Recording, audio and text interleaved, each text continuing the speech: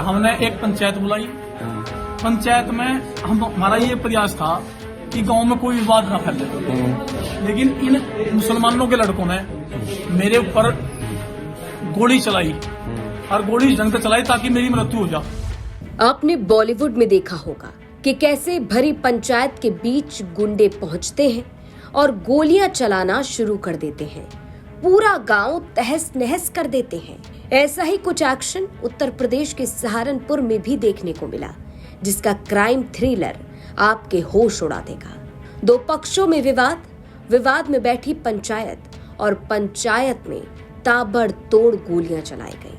जिम्मेदार लोग बैठकर फैसला करने ही वाले थे कि अचानक भरी पंचायत में ताबड़तोड़ गोलियां चलने लगी। गोलियों की आवाज से पूरी पंचायत दहल गई और जिला सहारनपुर में हड़कंप मच गया। ये मामला सहारनपुर के गांव तिरपड़ी का है। अब आप सोच रहे होंगे कि भैया ऐसा क्या हो गया कि सरेआम पंचायत में गोलियां चलने लगी, तो जरा अब मामला समझ लीजिए। आरोप है कि सोशल मीडिया पर एक आपत्तिजनक पोस्ट को लेकर दो पक्षों के बीच विवाद शुरू हुआ। ये दोनों ही पक्ष अलग अलग समुदाय से आते हैं। अब गांव में माहौल बिगड़े ना, मामला शांत कराने के लिए पंचायत बैठी। पंचायत में जिम्मेदार लोग, बुजुर्ग लोग बैठे। फैसला होने ही वाला था कि तभी आरोप है कि दूसरे समुदाय के लोग अचानक अवैध हथियार लेकर पहुंच गए और ताबड़तोड़ गोलियां चलाना शुरू कर दिया। ये हमला अचानक हुआ, कोई कुछ समझ पाता तो किसी को मौका ही नहीं मिला। इससे पहले कि कोई कुछ कर पाता, दो लोग गंभीर हो चुके थे और आरोपी मौके से फरार।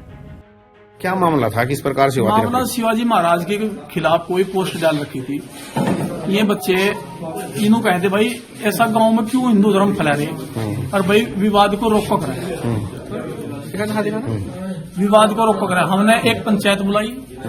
पंचायत में हमारा ये प्रयास था कि गांव में कोई विवाद ना फैले, लेकिन इन मुसलमानों के लड़कों ने मेरे ऊपर गोली चलाई और गोली ढंग से चलाई ताकि मेरी मृत्यु हो जाए और छाती मारने की कोशिश करी, मुझे हाथ अड़ा दिया। तो आप फिर वहाँ से सीधे कहाँ थाने में आए? हम सीधे थाने में आए, थाने में से सीधे फिर हम अस्पताल में आए। तो ये जो मामला हुआ शिवाजी की पोस्ट को लेकर हुआ, कोई विवाद नहीं। हम चाहते भाई गांव में विवाद ना फैले, जिम्मेदार आदमी खड़े थे वहाँ। इन्हें प्रयास करा कि शांति हो, लेकिन उन्हें दबंग प्रवर्तित है, हथियार ले गए, गोली ले गए, मेरा छाती मारने का प्रयास करा।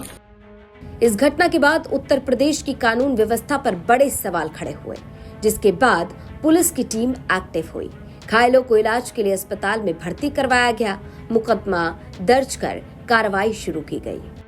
आज 8 दिसंबर 2025 को थाना नकुड़ को सूचना प्राप्त होती है कि थाना क्षेत्रांतर्गत ग्राम तिरपड़ी में एक सोशल मीडिया पर आपत्तिजनक पोस्ट को लेकर दो पक्षों के बीच में वाद विवाद हो गया, जिसके उपरांत एक पक्ष के कुछ व्यक्तियों द्वारा द्वितीय पक्ष के ऊपर जान से मारने की नियत से फायरिंग की है।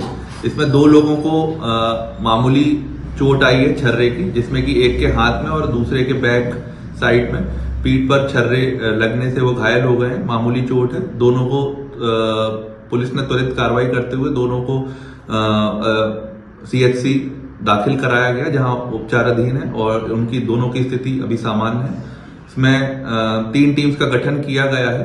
इसमें त्वरित कार्रवाई करते हुए 2 अभियुक्तों को, जो कि घटना में शामिल थे, उन्हें हिरासत में लेकर पूछताछ की जा रही है और इसमें जो परिजन है उनकी तहरीर के आधार पर मुकदमा पंजीकृत किया जा रहा है। इसमें मुकदमा पंजीकृत कर अग्रिम वैधानिक कार्रवाई की जाएगी और जो भी तथ्य विवेचना में आएंगे उसको शामिल करके अग्रिम वैधानिक कार्रवाई की जाएगी।